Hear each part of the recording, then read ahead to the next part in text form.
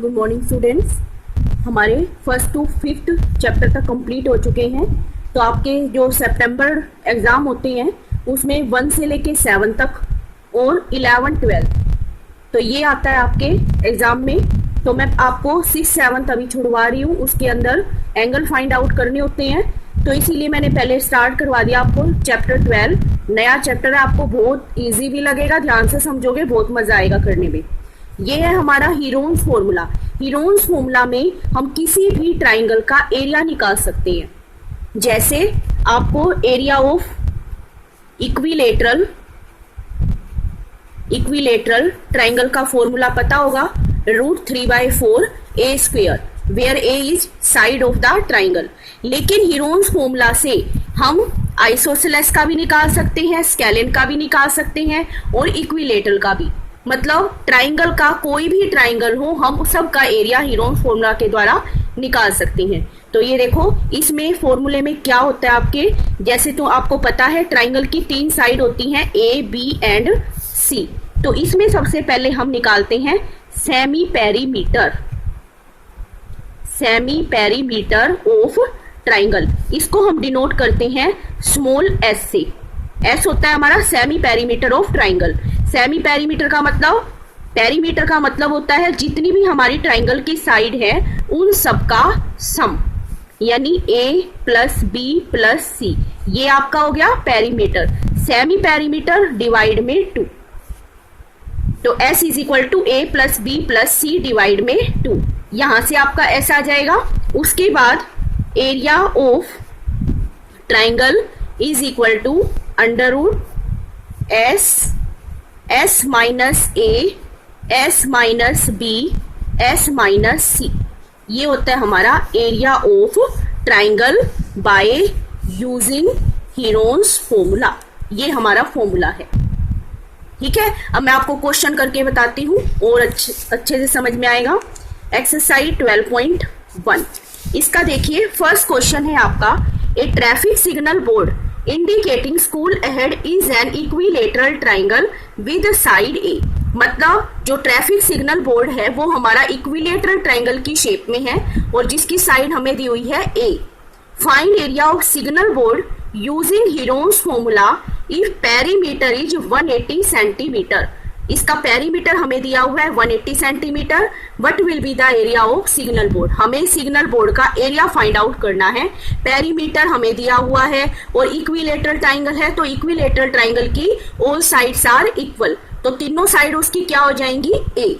तो देखो first question, side of equilateral triangle कितनी दी हुई है, जैसे हम A + B + C लिखते हैं, इसको हम B = A, C = A, D = A। हमने 3 साइड मान ली BCD इक्विलेटरल ट्राइंगल की। तो ये हमें A तीनों A दी हुई है क्योंकि इक्विलेटरल ट्राइंगल की ऑल साइड्स आर इक्वल।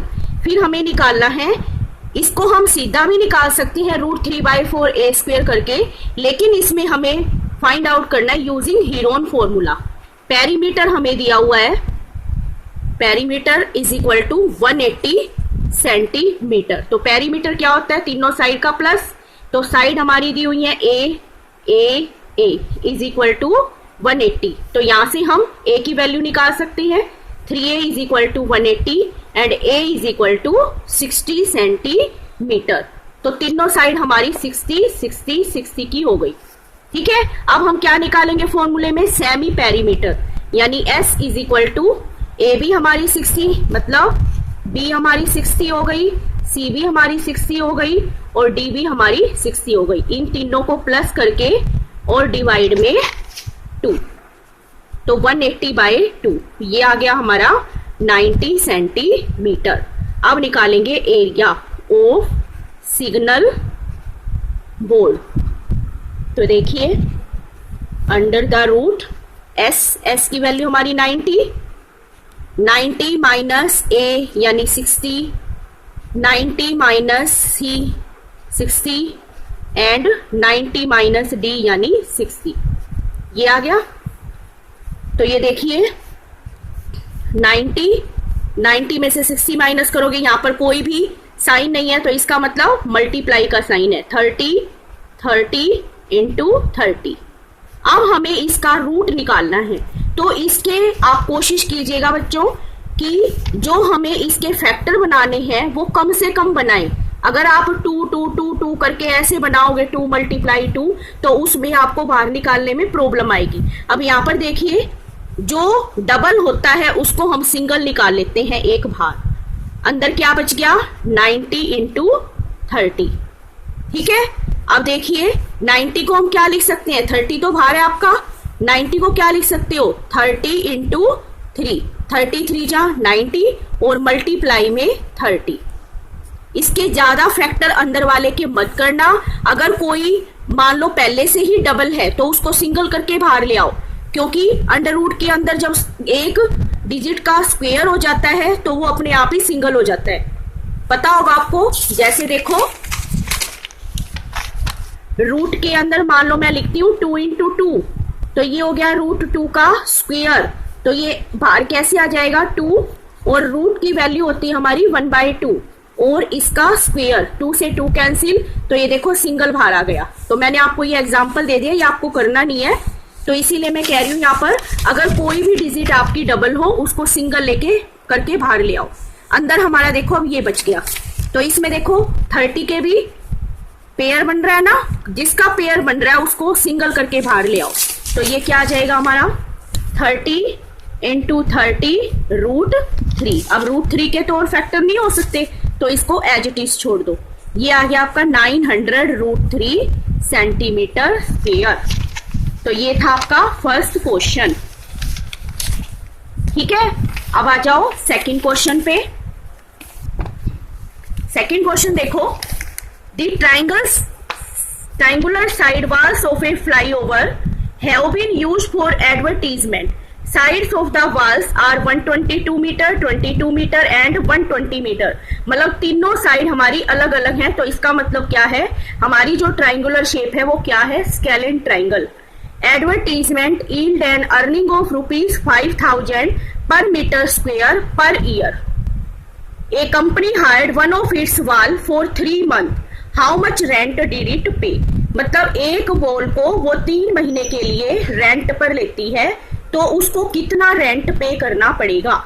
तो देखो सेकंड क्वेश्चन, तो इसमें ABC मान लेंगे। A दिया हुआ है आपको 122 मीटर, B दिया हुआ है 22 मीटर, C दिया हुआ है 120 मीटर। तो मैंने बताया पहले क्या निकालेंगे, सेमी पेरीमीटर, यानी 122 प्लस 22 प्लस 120 डिवाइड में 2 और 2 4, 2 2 4 6। तो एस आपका आ गया 132। अब एरिया वॉल, ये देखो 132 माइनस 122, 132 माइनस 22, 132 माइनस 120, ये आ गया आपका। अब ये देखो 132 मल्टीप्लाई, माइनस करेंगे कितना आएगा 10, इसको माइनस करेंगे 110 और इसको माइनस करेंगे तो 12।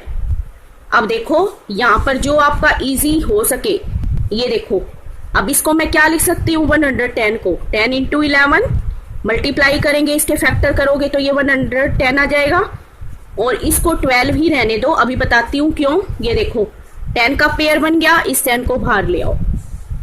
अब देखो आप 132 के फैक्टर करोगे, यहां देखो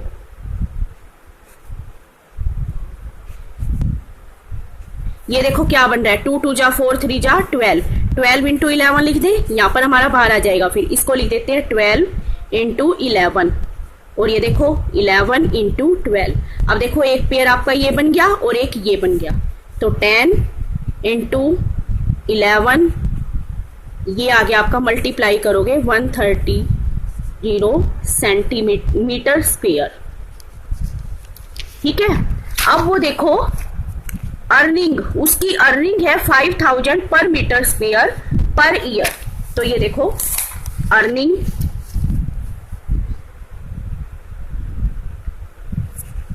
कितनी हो जाएगी 132,005,000 1 2 3 4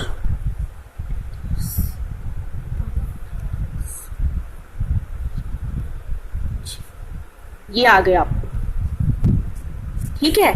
लेकिन उसने ये कहा है कि वो एक बाल को 3 मंथ के लिए रेंट पर लेता है, तो उसको कितना रेंट पे करना पड़ेगा।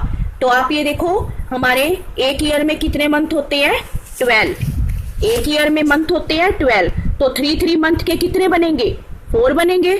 तो रेंट पेड बाय हिम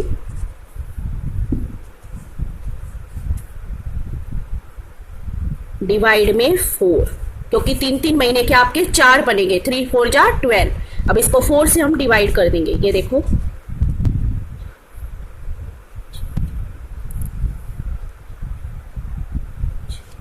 तो उसको एक इतना रेंट देना पड़ेगा रुपीस, ठीक है। Thank you.